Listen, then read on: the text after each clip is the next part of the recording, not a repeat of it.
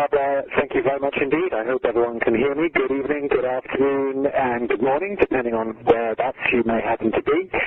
Welcome to this BioIT World Web Symposium on Optimizing Life Science Data Centers, part of our fall 2010 series of Web Symposia. I'm Kevin Davis, as Barbara mentioned, Editor-in-Chief of BioIT World, and I'll be introducing our three guest speakers in just a moment.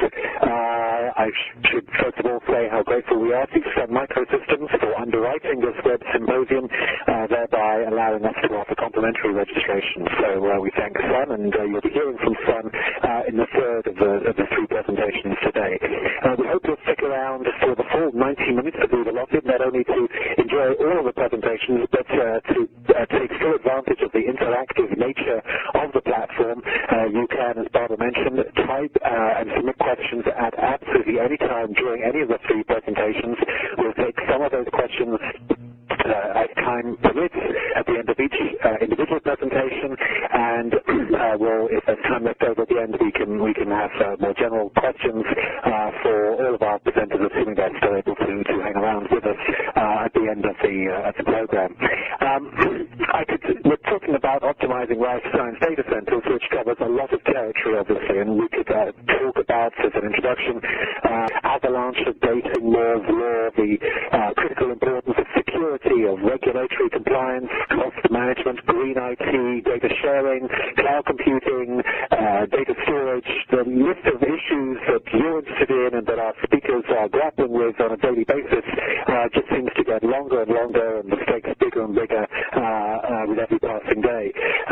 The goal of today's webcast isn't necessarily to address or solve all of those, but simply to introduce you to some of the IT and informatics strategies and solutions that are actively being deployed at two world-class, groundbreaking organizations. One, a medium-sized biopharma pushing drugs into the clinic and hopefully into man as they go past the approval stage, and the other, one of the world's foremost academic medical research centers, as well, of course, as hearing from the views from a leading information technology provider in the form of Sun. Our first two speakers come from organizations that are coincidentally just a stone's throw apart, not far from where I'm speaking to you in Cambridge, Massachusetts, but their business objectives, their ultimate objectives are rather different.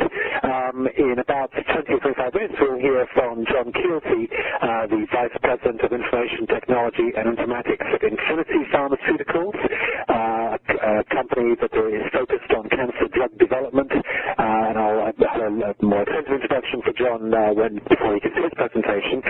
But first, it's my pleasure to welcome Eric Jones, who is team leader at the Broad Institute in Cambridge, Mass, the Broad Institute of Harvard and MIT.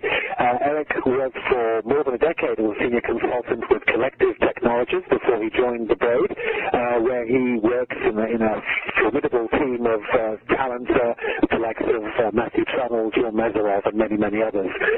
The Broad, of course, is a medical institute established several years ago now by Eli Broad, emerging from the Whitehead Institute Genome Center, directed then and now by Eric Lander. And while it spans many areas of research, including cancer biology, chemical biology, and many others, it is probably best known as one of the world's leading genome centers. In fact, it is, at least for the time being, as far as I'm aware, the world's largest genome center with more than 100 next-generation sequencing instruments either in production or about to be deployed. So without further ado, let me welcome Eric, and Eric is going to tell you about his efforts to keep pace with science, scaling IT. Eric, thank you very much for being here.